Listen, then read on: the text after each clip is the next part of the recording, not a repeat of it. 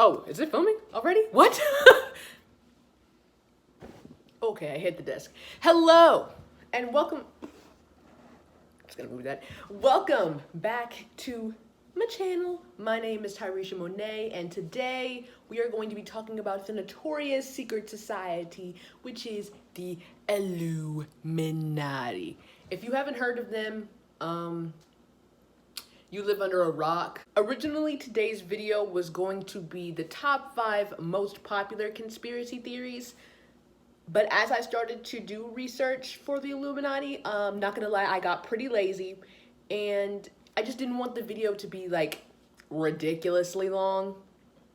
So I decided that I would just make all of those conspiracy separate videos so I can go fully in depth and talk about them in depth. So, without further ado, so the Illuminati was created by a Bavarian professor, I don't know why that word was hard for me to say, professor by the name of Adam Weishaupt on May 1st of 1776. And Bavaria is located in what is now modern day Germany. Bavaria at this time was deeply conservative, very religious, and Catholic. And Weishaupt and many others did not align with the views of the church or that of the Catholic religion. And they believed that the church was repressing freedom of thought. So at the time, Weishaupt was convinced that religion wasn't an adequate way of governing modern societies, and he wanted to find his own form of illumination. Like illumination? I don't know. Okay. So at the time, Freemasonry was expanding, and originally he thought about joining one of their lodges, which I guess is like their club. You know, I don't know very much about Freemasonry. Even when I was doing the research for this, I still couldn't get a clear-cut like answer of like what Freemasons believe in, but it is like a secret society that was popular in the 1770s. So, and I think it's still pretty popular to this day, because when I looked it up, there was like lodges that I could go to that were like near me. So the idea hasn't died out. Can you look up Illuminati clubs and see where you can get an Illuminati club membership? No, you can't. But you can get Freemasonry. But I'm trailing off topic. But as he was, you know, looking to join a lodge, he realized that he was pretty disappointed in a lot of their ideas, and he decided that he wanted to create his own secret society. So that is what he did on the faithful night of May 1st of 1776. His goal was to create a state of liberty and moral equality. So in a forest in Ingolstadt, Bavaria, 5 men gathered to create the first meeting of the Bavarian Illuminati. And this is where they also set the rules in motion of how that you're able to join the Illuminati. So first of all, the previous the members who are already in the society have to approve you becoming a member.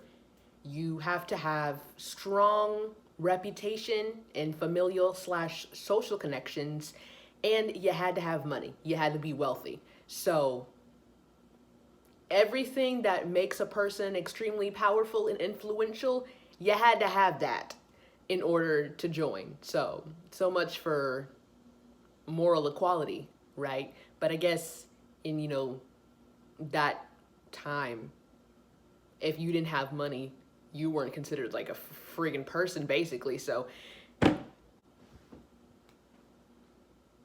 wanted to find a pen. So fast forward, let me do the math because I can't do the math. Fast forward 6 years, in the year of 1782, the order grew pretty tremendously in size. It was about 600 members at this time. So you go from 5 to 600.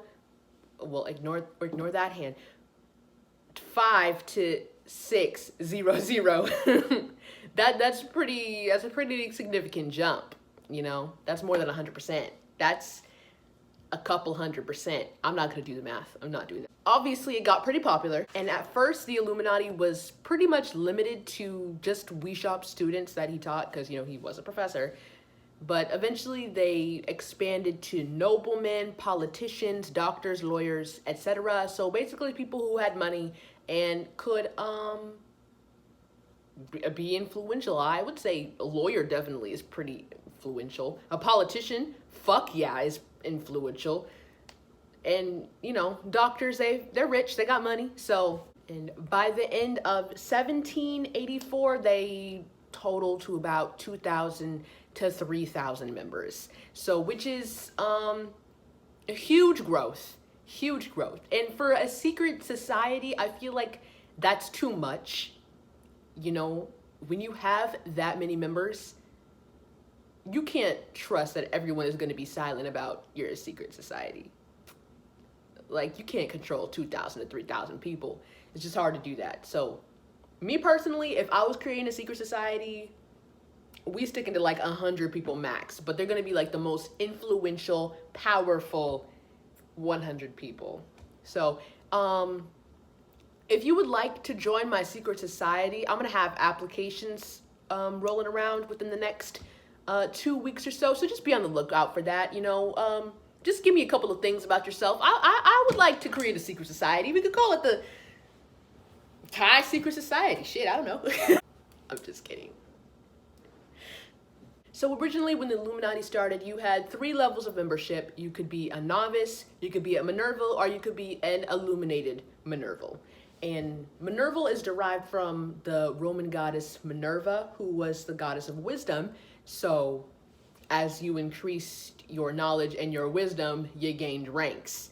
But as the order expanded to 3,000 members at one point, the class system or the membership system became much more complex, and you had 13 different degrees of initiation that were separated into 3 classes. And the classes were Illuminatus Minor, Illuminatus Dirigens, is that how I say it? Dirigens, I don't know.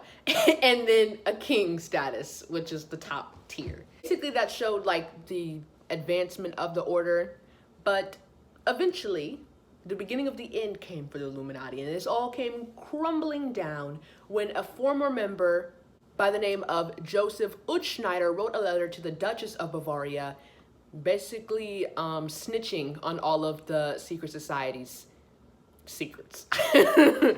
So in the letter, Utschneider claimed that the Illuminati believed that suicide was legitimate, which in Catholicism, that is a huge no-no, like huge no-no.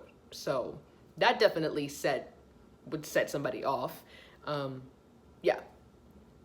Suicide was legitimate, religion was absurd, and that the Illuminati was conspiring against Bavaria in order to help Austria out.